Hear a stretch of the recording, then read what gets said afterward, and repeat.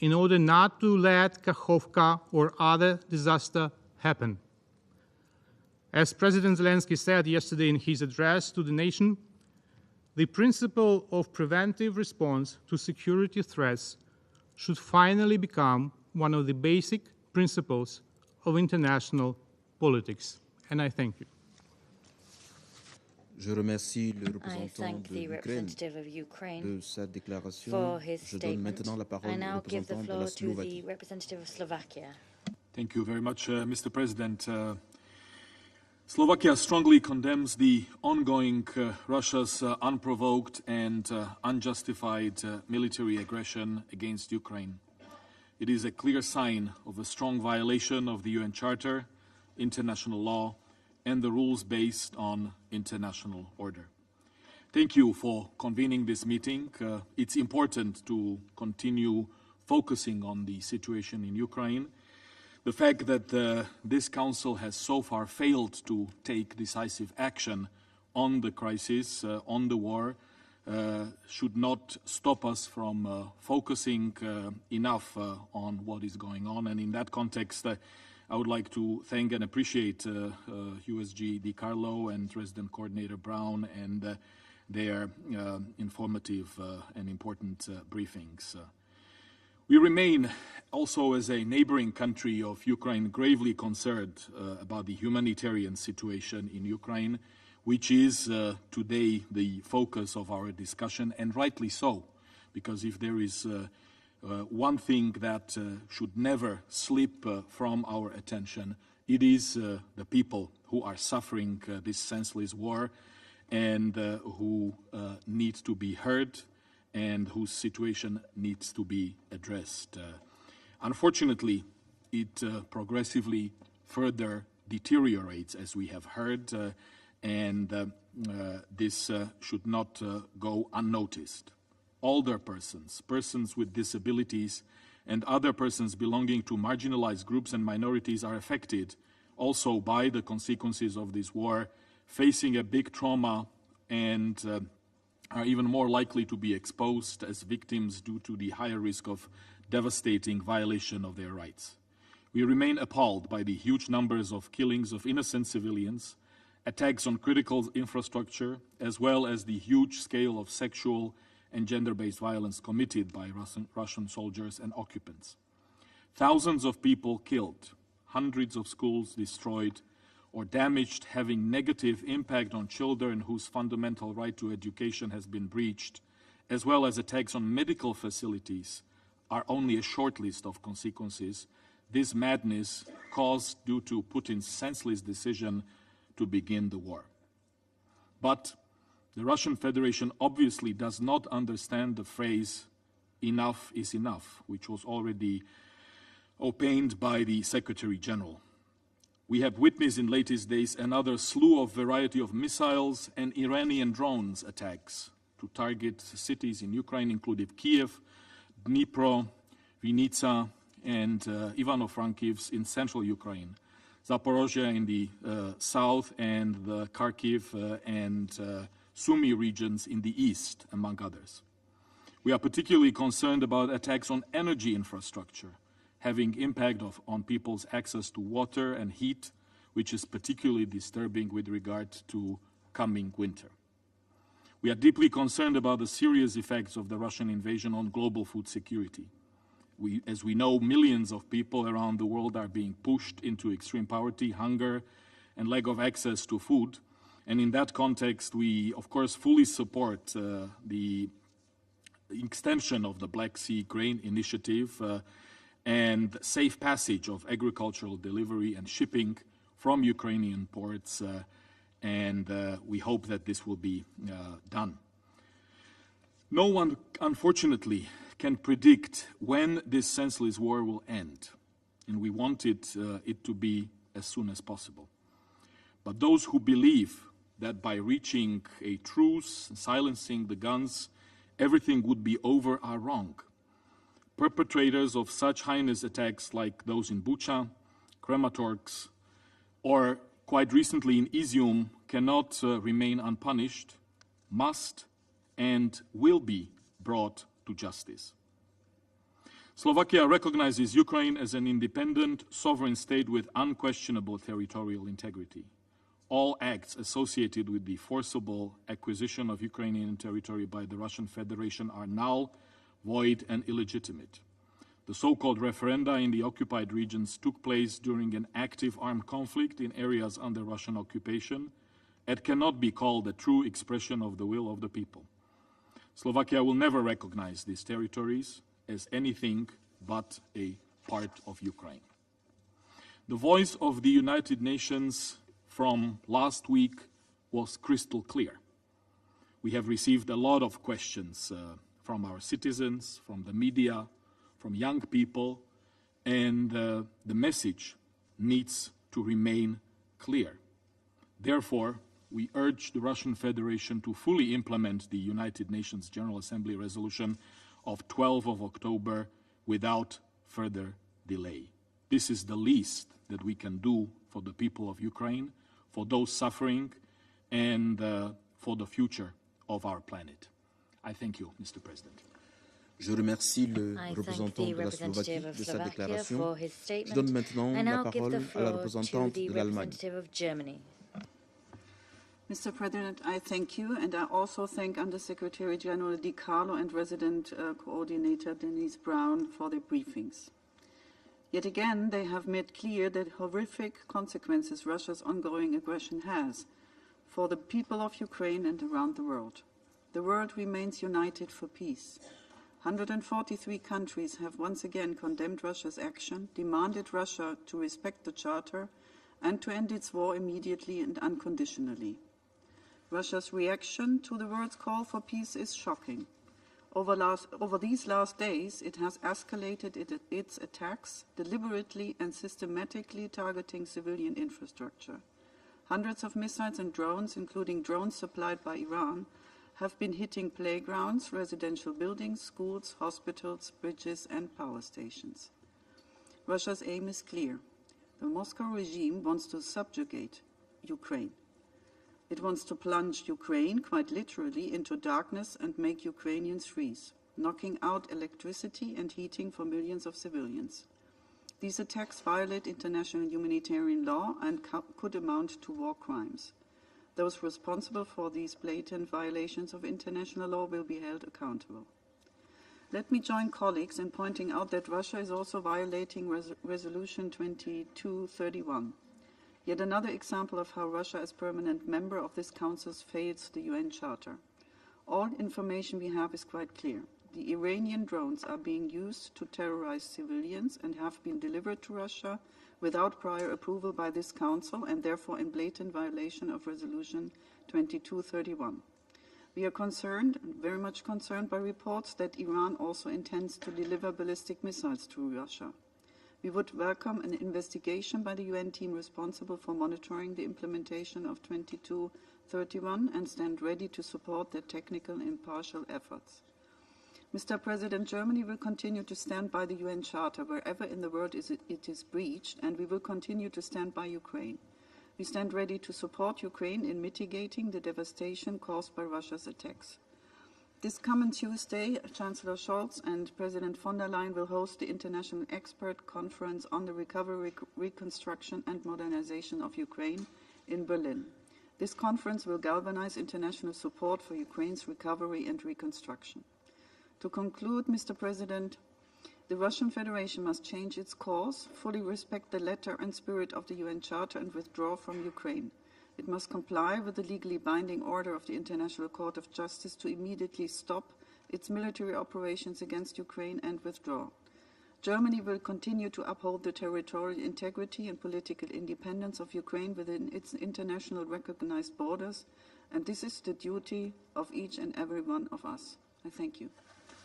Je remercie la I thank représentante de the l'Allemagne representative de of sa Germany for déclaration. her Je donne maintenant la statement. I now parole au give the représentant floor de la to the Pologne. representative of Poland. Monsieur le Président, Excellencies, at the outset, I thank you, Mr. President, for convening this important briefing, and also thank today's briefers for their valuable statements. Poland supports the written statement presented for today's debate by Lithuania on behalf of Lithuania, Latvia, Estonia, and Czech Republic. The main reason why we meet today again in this chamber is Russia's deliberate strategy to create a humanitarian catastrophe in Ukraine by pursuing its brutal war. And this war is regrettably far from being over. The recent Kremlin decision on military mobilization and illegal annexations of Ukrainian territories, coupled with nuclear rhetoric and mass airstrikes against civilian infrastructure, indicates that Russia has chosen the path of escalation.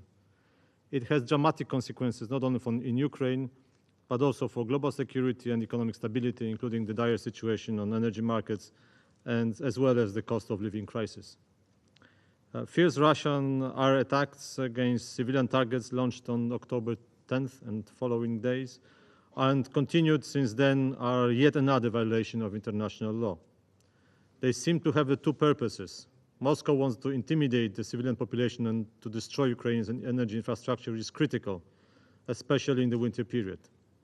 That's why the issue we need to focus on immediately is the perspective of upcoming winter. Due to the Russian bombings, over 3.5 million people are left without a roof over their head. Mr. President, another immediate aspect to the everyday life of people that we do not discuss that often are the presence of the explosive deliberately left behind by the Russians. Those the challenge ahead of us in demining of the areas, including agricultural lands, in various regions of Ukraine. The mines and unexploded ordnance are a threat to civilians, including children.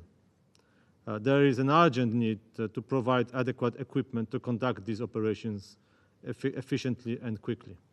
Mr. President, we condemned in the strongest possible terms recent missile attacks on Ukrainian cities. Shelling civilians is a war crime. Civilians are not a target. Civilians are protected by international law, including Geneva Conventions. Civilians must not be taken hostages. Russian Federation has shown the total lack of respect for the international humanitarian law and human rights law. Its forces have committed horrific atrocities. Poland will continue to work with international institutions and Ukraine to ensure that those responsible for these barbaric acts are held accountable. Poland has consistently supported Ukraine and its citizens in the fight against the aggressor. Poland became a new home for over 1.3 million refugees who enjoy the same access to public services and social security benefits as Polish citizens. We also help those who stayed to fight for their country and cannot leave by providing government's humanitarian aid. The only appropriate response to Russian attacks is to increase the scale of our support for Ukraine. In that context, let me express Polish support for brave and valuable work of the UN team in Ukraine. Mr. President, I would like to emphasize that the whole tragedy that this enormous humanitarian crisis is purely man-made. There are no elements to blame.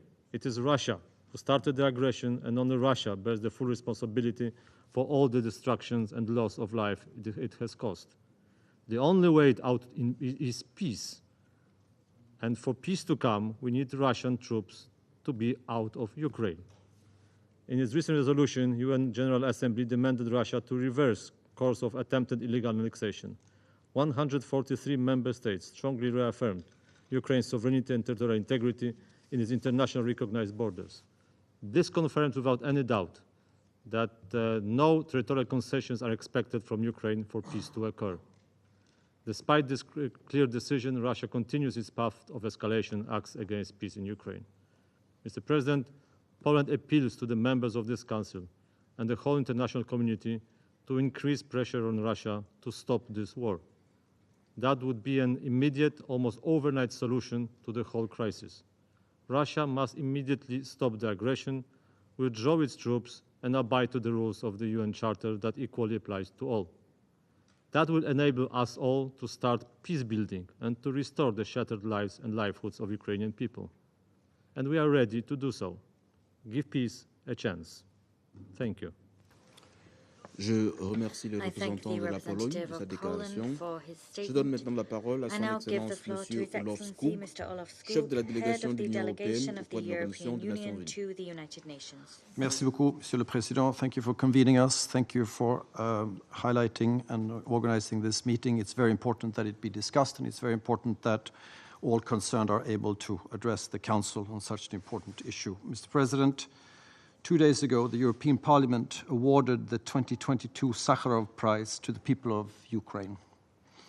For a people who are safeguarding the values of freedom, democracy, and the rule of law, a people who have been forced to flee, and people who have sadly lost relatives and friends. There can be no more deserving people of that kind of a recognition. Mr. President, we are appalled by Russia's intensification of bombardments on civilians and civilian facilities, which constitute serious violations of international humanitarian law.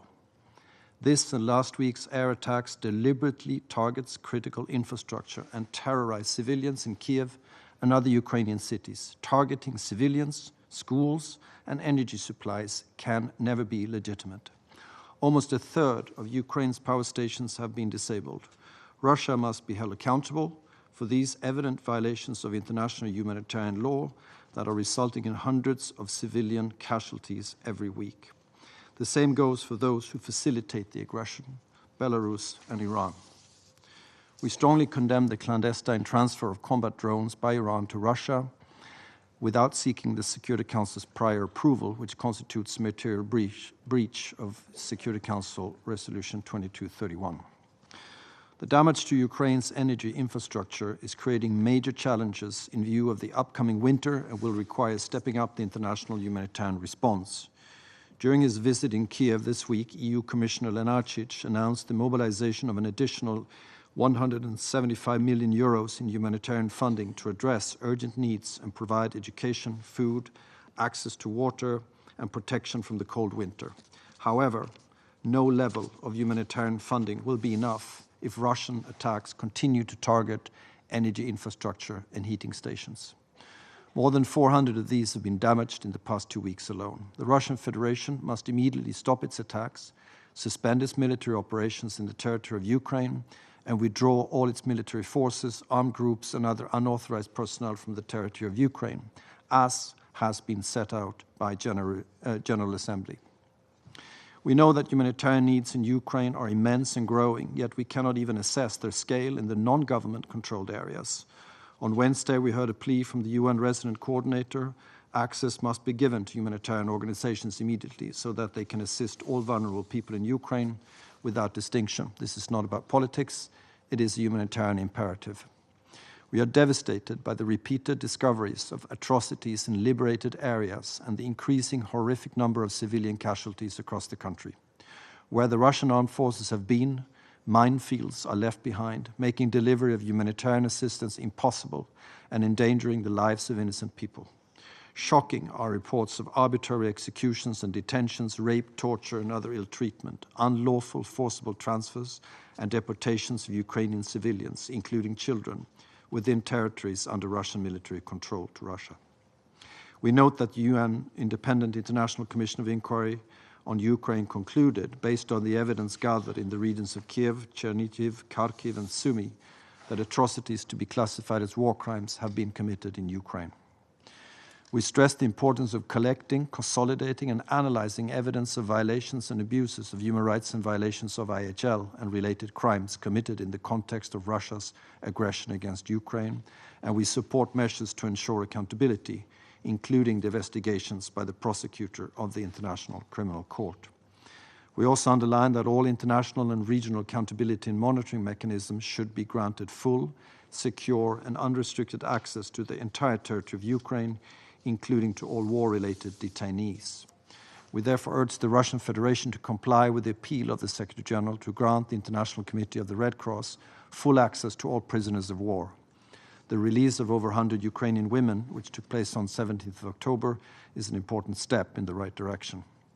Mr. President, Russia's unprovoked, unjustified, and illegal war of aggression against Ukraine has created a humanitarian crisis that is also having devastating global impacts.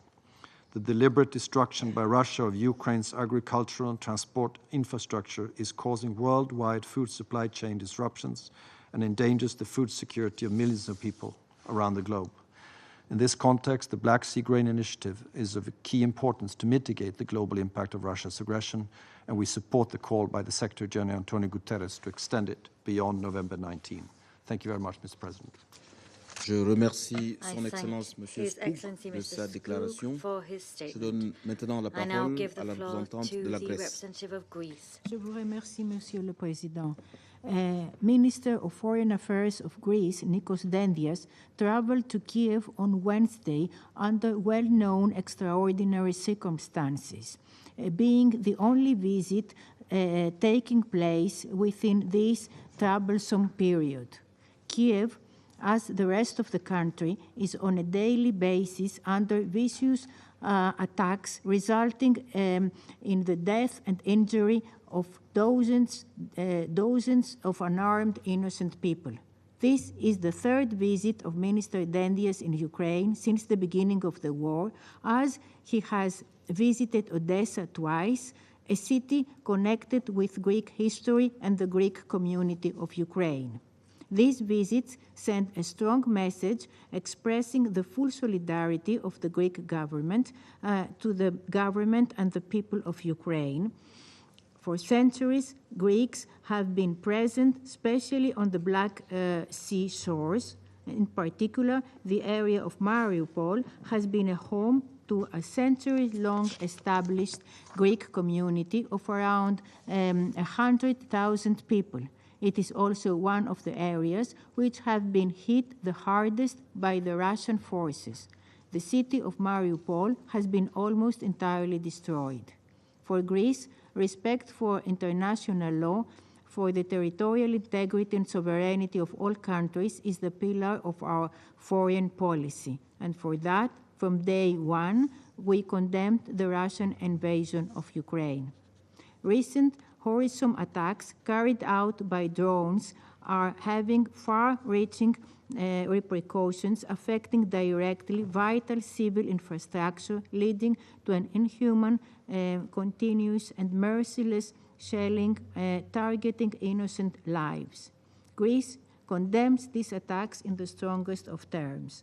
We have repeatedly asked for urgent compliance with international humanitarian law for the protection of civilians and their property, safeguarding the right of safe passage from conflict zones across the valid zones, access to valid information concerning areas of safe temporary shelter, as well as humanitarian access to areas where civilians continue to reside.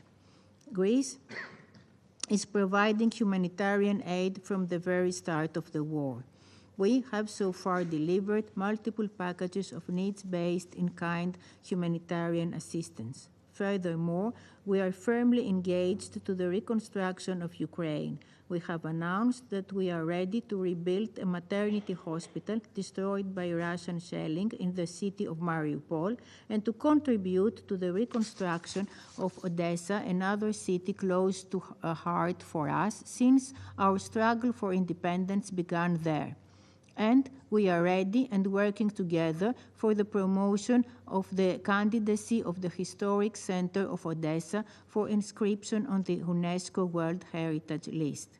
Given my country's particular sensitivity regarding children, we have pledged 100,000 euros to UNICEF's humanitarian action in Ukraine. Furthermore, we have taken over the treatment of children with cancer at the Oncologic Hospital for Children, ELPIDA, which means hope. Also, we responded effectively to the needs of tens of thousands of Ukrainian citizens seeking refuge from the war, having welcomed more than 75,000 refugees, including unaccompanied minors, unfortunately separated from their families from Ukraine, eligible to immediate protection. A call center has been set up to facilitate communication of displaced persons from Ukraine with detailed information provided in Greek, English, and Ukrainian. Actions on education level have also been into effect to ensure the inclusion of Ukrainian pupils.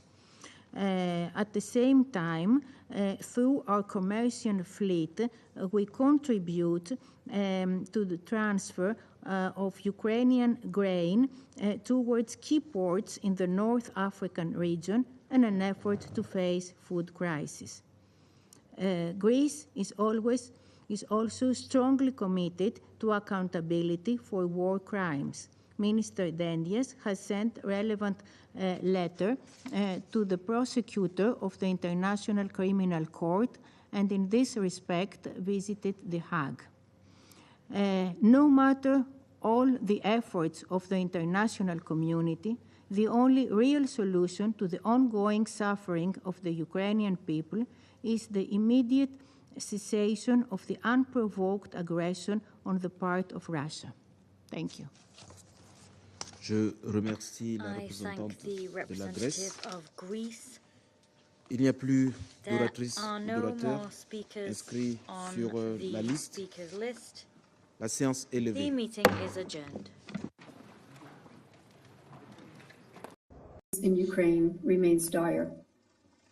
As of 18 October, the Office of the High Commissioner for Human Rights has recorded 15,956 civilian casualties, 6,322 killed, and 9,634 injured since 24 February 2022. At least 397 children have been killed in the war since 24 February. The actual figures are likely considerably higher. In a recent and concerning development, the Russian Federation launched a series of attacks against cities and towns across the country. On the morning of 10 October, Russian armed forces reportedly launched missiles and drones, killing at least 20 civilians and injuring over 100, including in Kyiv, Dnipro, and Zaporizhia. Many civilian objects, including dozens of residential buildings and physical infrastructure, were damaged. In total, between 10 and 18 October, at least 38 Ukrainian civilians reportedly killed and at least 117 injured by missile and drone attacks.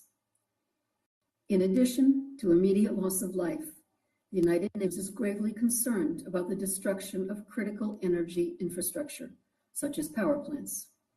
According to the Ukrainian government, 10% of energy facilities have been hit since 10 October. Combined with soaring gas and coal prices, the devastation caused by these attacks threatens to expose millions of civilians to extreme hardship and even life-endangering conditions this winter.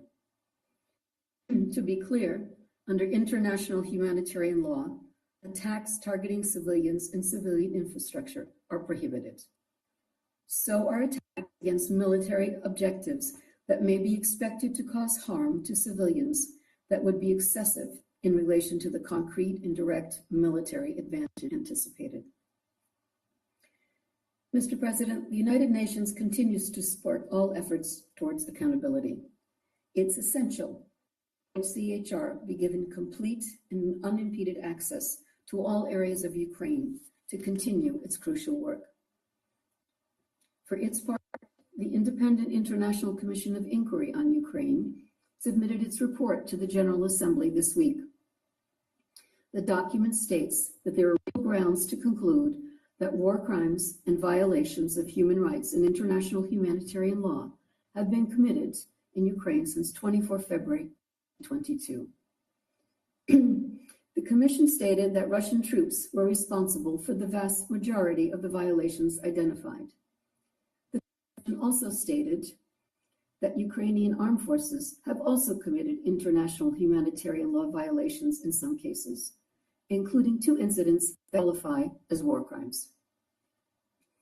According to the Commission, relentless use of explosive weapons with wide area effects in populated areas has killed and injured scores of civilians and devastated entire neighborhoods.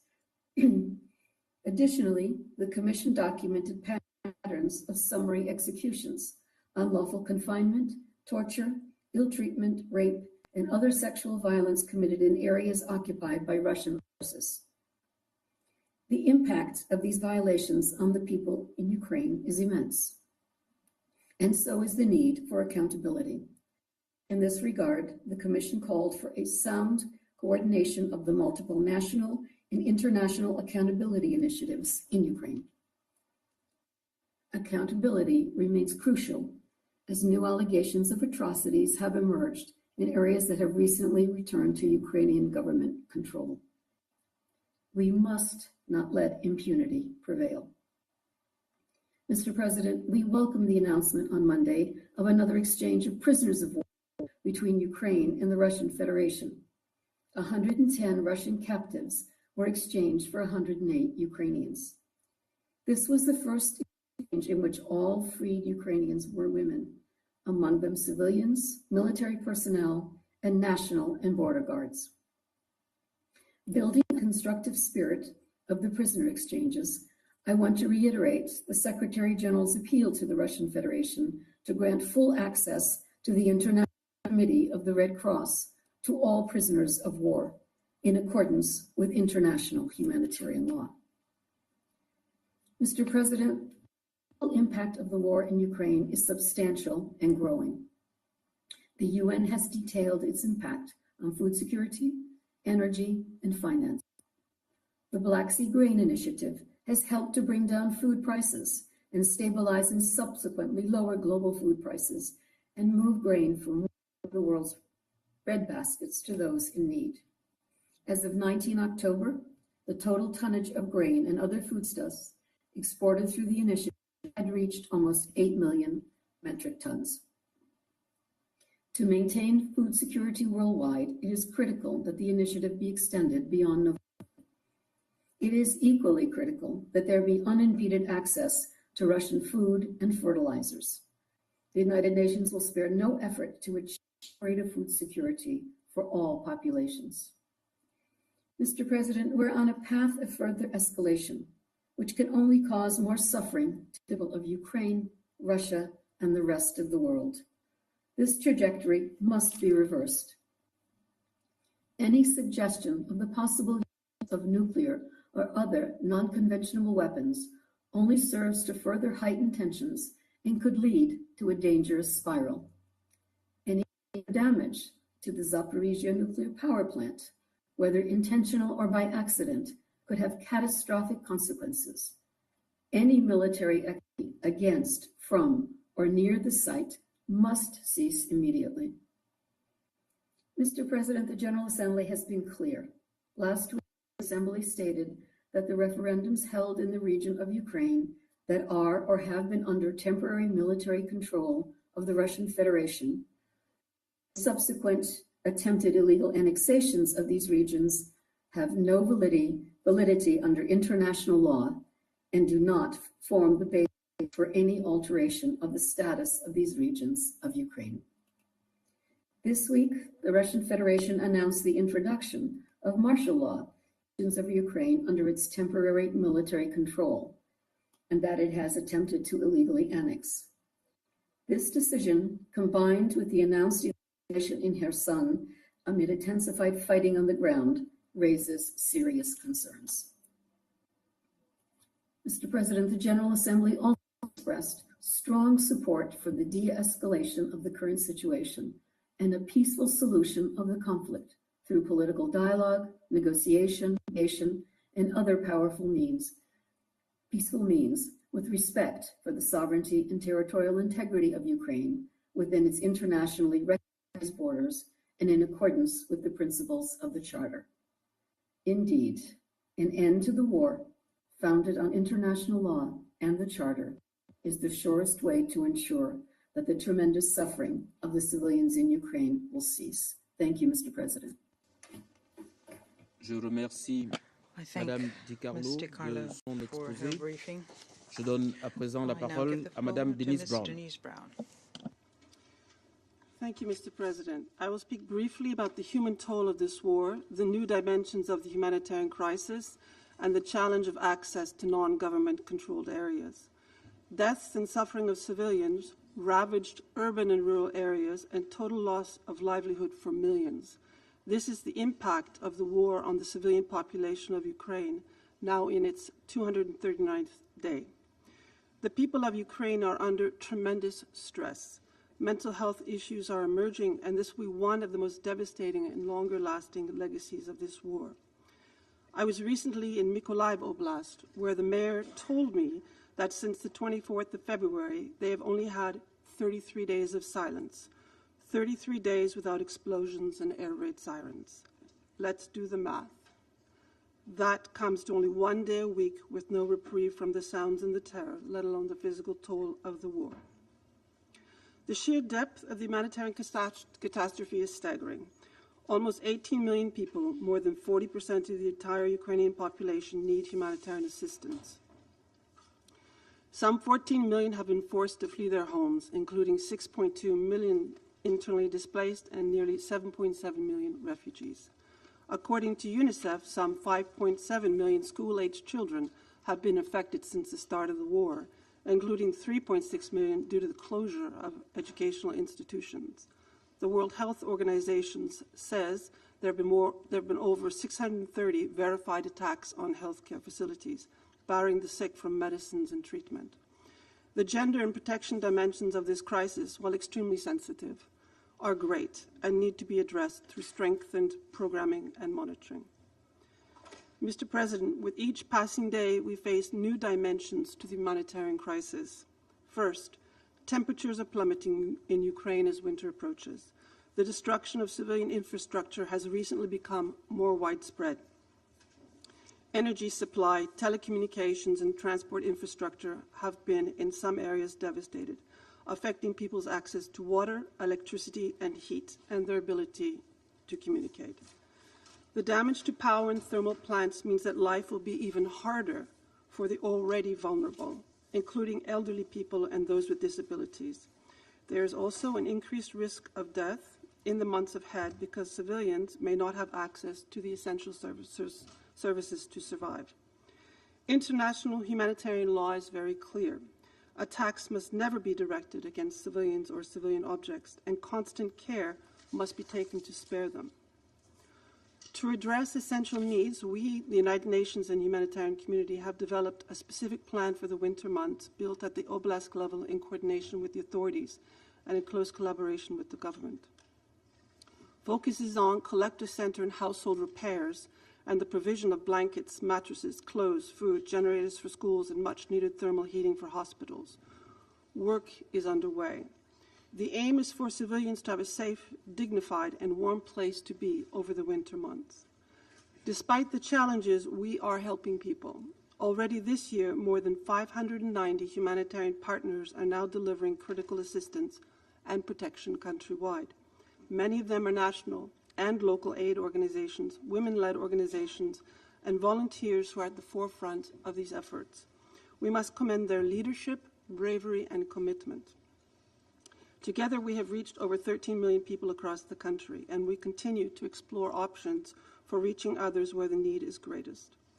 Second, newly accessible areas mean that we can reach entirely new communities with humanitarian assistance and essential services. Aid workers are acting quickly to reach those in need, taking into consideration the security risks while upholding our commitment to stay and deliver. However, in accessible areas of Kharkiv, Kherson, and Donetsk, the threat of landmines and unexploded ordnance contamination hinders humanitarian operations. The immediate priority for the Humanitarian Mine Action sector must be to prevent civilian casualties from explosive ordnance and to help enable the safe delivery of humanitarian relief. Third, psychosocial trauma. The Ministry of Health and WHO estimate that close to 10 million people will need some kind of psychosocial support due to the trauma from this war. This includes women and girls suffering sexual violence and other forms of gender-based violence, children hearing warning sirens daily, families who have been separated, or people just trying to survive every day. In areas where the government of Ukraine has regained control, particularly in rural areas, civilians who have witnessed or experienced terrible violations and ongoing hostilities are among the most at risk. Just a few weeks ago, I visited the community of Balaklia in the newly accessible district of Izum in the Kharkiv Oblast. The majority of those who remained were very old people and those who stayed behind to care for them and who were unable to flee the area. The UN and our partners are working to strengthen our capacity to address the growing psychosocial needs of Ukraine. Humanitarian access to those most in need has been a consistent challenge in this conflict. Right now, one of the most significant challenges remains access to parts of Donetsk, Kherson, Luhansk, and Zaporizhia. We are extremely concerned about the people in these territories who we cannot reach. Regular requests continue to be made to cross the front line, yet we are not receiving the necessary agreement from all parties. Operationally, we are ready to move with interagency convoys and aid personnel into non-government controlled areas. The consequences of not delivering assistance to the estimated millions of people in these areas are dire, particularly with the winter months already upon us. We must be able to alleviate the human suffering caused by this war.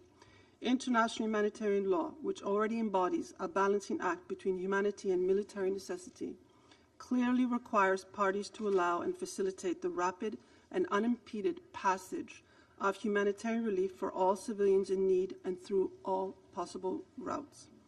Obstructions that leave the civilian population without the essentials to survive run contrary to this obligation. Finally, the flash appeal has seen unprecedented donor support.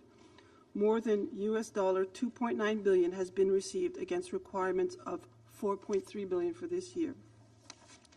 This is second most funded country-level appeal in UN history, only behind Yemen in 2019 at $3.6 billion. The Ukraine Humanitarian Fund has also received significant new funding, with more than $230 million in contributions and pledges. Of that, $117 million has already been dispersed, and we have now included $20 million for the local volunteer organizations. I thank the donors for their generous support. In closing, the people of Ukraine have shown incredible resilience in this last year. Our urgent humanitarian task is to continue to help them to survive and to be safe. Thank you, Mr. President. Je remercie Madame Brown de son exposé. Je donne maintenant la parole aux membres du Conseil qui souhaitent faire une déclaration. Je donne la parole au représentant du Mexique. Muchas gracias, señor presidente. Agradezco a la secretaria general adjunta, la señora Di Carlo, y a la coordinadora residente y de asuntos humanitarios en Ucrania, la señora Brown, por sus presentaciones. Como lo hemos escuchado, la guerra en Ucrania ha tenido un impacto devastador sobre la población civil. Las cifras siguen creciendo, las cifras de muertos y de heridos entre la población civil, y todo apunta a que estas cifras seguirán escalando de no hacerse algo más efectivo y urgente. Más de 17 millones de personas que requieren ayuda humanitaria, más de 7 millones de refugiados en Europa, más de 6 millones de desplazados internos, y el invierno a la vista convierte el escenario en uno de alta very much like winter will make this scenario far more complex, and immediate action will be required. The indiscriminate attacks that have taken place in recent days against civilian infrastructure, including those using unmanned aerial vehicles, violate international humanitarian law. Las dimensiones, pues, de la crisis humanitaria siguen en escala alarmante. Continue to remain on an alarming scale. It is for this reason that Mexico, together with France, called for this meeting. That is to analyze the recent dimensions of the problem and to attempt to provide solutions and alternatives. Adherence to the norms of international humanitarian law, including the Geneva Conventions of 1949 and their additional protocols, constituyen is una obligación an obligation que no admite without exceptions. Las disposiciones de The estos provisions of instrumentos these son instruments are contundentes. unequivocally clear. Las partes deben Parties hacer una must make distinción a clara clear entre distinction población between civil the y civilian combatientes. population and combatants. Queda prohibido Moreover, emplear it armas o is métodos forbidden de to guerra use que puedan weapons or causar methods of war pérdidas which inútiles o may sufrimientos cause excesivos, unnecessary losses or excessive siempre suffering.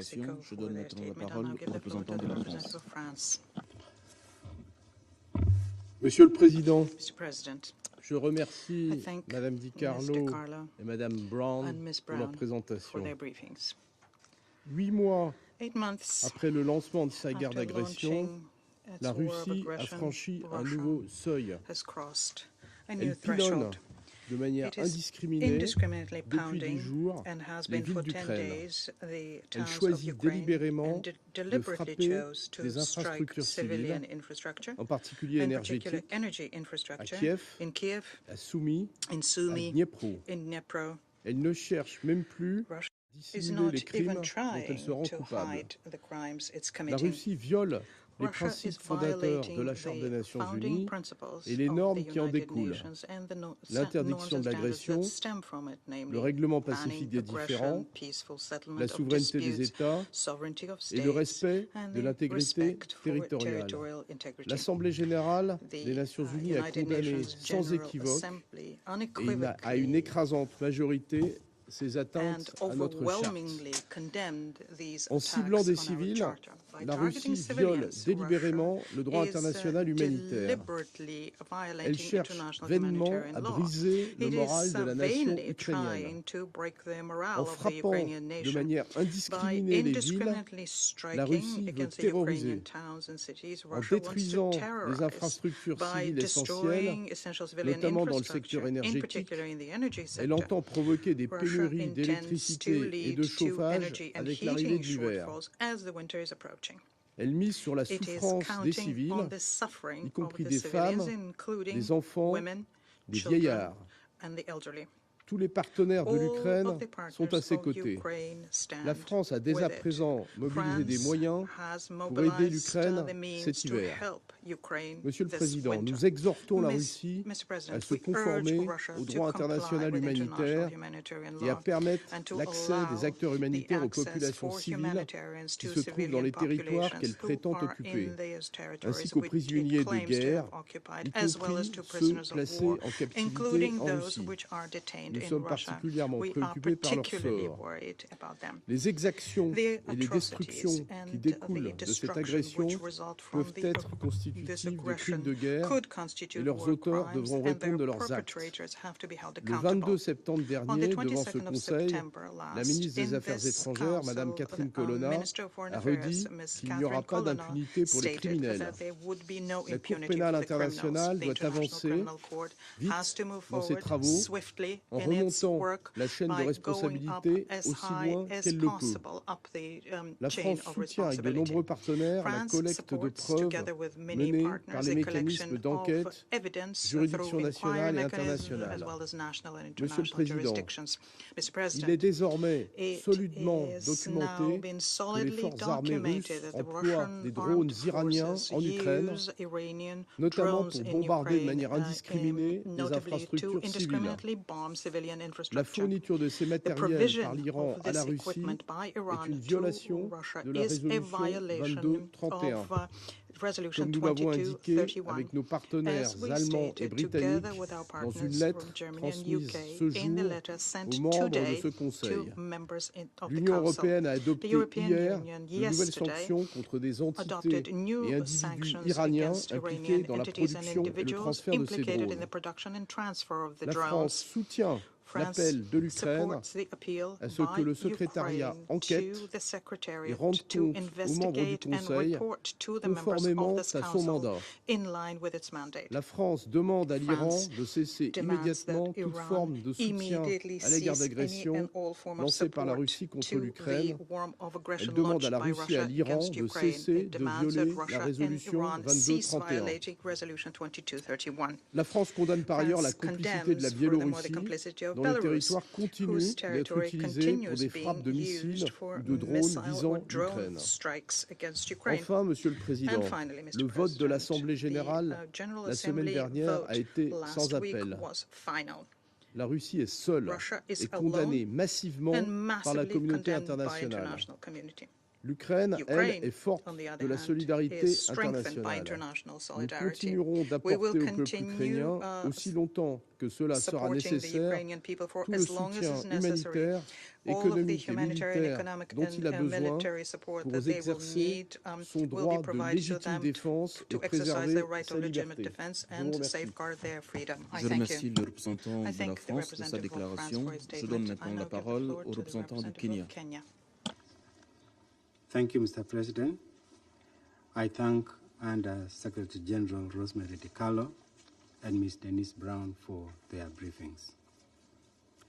It is regrettable, Mr. President, that rather than a resort to dialogue and diplomacy to end this conflict, we are seeing an escalation of military activity. The sustained targeting of civilians and objects indispensable to survival of the civilian population, including residential homes, health facilities, shelters, as well as power and water infrastructure, is a violation of international law and international humanitarian law. Civilians continue to bear the brunt of the conflict in urban areas, as witnessed in Kyiv and cities in east and south of Ukraine. We convey our condolences to the bereaved families and wish a quick recovery to all the victims. Also alarming are the persistent threats being made of the use of weapons of mass destruction. We continue to urge for the protection of all nuclear installations, including the Zaporizhzhia nuclear power plant. The continued intensification of conflict will only further undermine the prospects of a longer-term negotiated peace settlement. It could also give way to the strengthening of armed alliances in preparation for a protracted war that could cause state fragility among currently stable economies in Europe and beyond. Kenya, therefore, continues to call for an immediate cessation of hostilities to allow for dialogue for a long-term solution. In the meantime, Kenya especially thanks the UN bodies and agencies, as well as other institutions and governments, for their steadfast efforts to alleviate suffering in every possible way. We continue to call for these UN agencies to be granted unhindered humanitarian access to those in need. Mr. President, in already food insecure regions, especially in Africa, due to extreme weather conditions and conflict, the war in Ukraine has worsened the situation. It has disrupted global food supply chains, creating shortages and sharp increases in prices. The Black Sea Grain Initiative and the agreement to ensure unimpeded exports of Russian food and fertilizer to world markets were a promising start, and we continue to advocate for its maintenance. We also urge that any efforts to deploy emergency food and energy security mechanisms in industrialized countries be accompanied by efforts to transform food systems in food insecure regions. A major part of this endeavor would be making the necessary investments to ensure that Africa is food self-sufficient. Mr. President, the last two world wars came as a surprise. We do not want this war in Ukraine to be remembered as the beginning of a third world war, or for it to lead to the fracturing of the global governance system. It is high time that all states directly and indirectly involved in this conflict to open channels of communication. They should use them to explore the conditions that can lead to a cessation of hostilities, followed by a negotiation that addresses the war in Ukraine and stabilizes the European security order. It is also time for states with influence, reach, and vision for a stable global order to begin a conversation on the next steps to advance a worldwide demand for a dialogue regarding Ukraine and other major security flashpoints. It is also time for Security Council reform efforts to accelerate. Without reform to permanent membership, the present format will lose its relevance and be overtaken by competing multilateral arrangements. Kenya reiterates once again its respect for the sovereignty, territorial integrity, and political independence of Ukraine. I thank you. Je remercie le représentant du Kenya de sa déclaration. Je donne maintenant la parole au représentant de la Chine. Mr. President, 近期乌克兰 the 地面 recent 冲突 period 持续加剧， has witnessed continued 人道局势 intensification of the 不断 conflict 恶 on the 化， ground in Ukraine, 和 the 平前景 constantly deteriorating 更加暗淡。 humanitarian situation, and the 中方 ever 对此 bleaker prospects for 深感 peace, 忧虑。 which China finds most 这场持续 concerning. 近8个月的 The 危机， crisis, 让 nearly 普 8通民 months 众 long, 付出 has 沉 taken 重代 a 价， heavy toll on ordinary 让世界各 people, 国，特别 put 是 the 发展中 world, 国家 especially 承受 developing 巨 countries, 大压力， under tremendous 让 stress 全球经济 and 发展 exposed global 面临 economic 严 development 重 to 冲 severe 击。 shocks.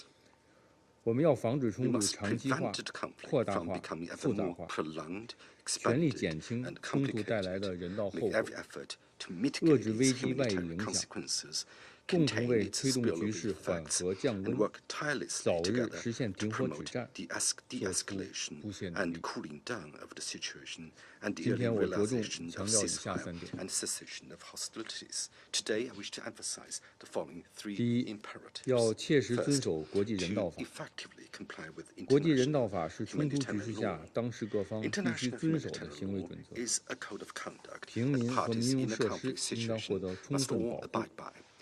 当 Civilians 事各 and 方 civilian 应当为人员疏 facilities 散和 should be 人道 fully 救援 protected, 提供便 and 利， all parties should facilitate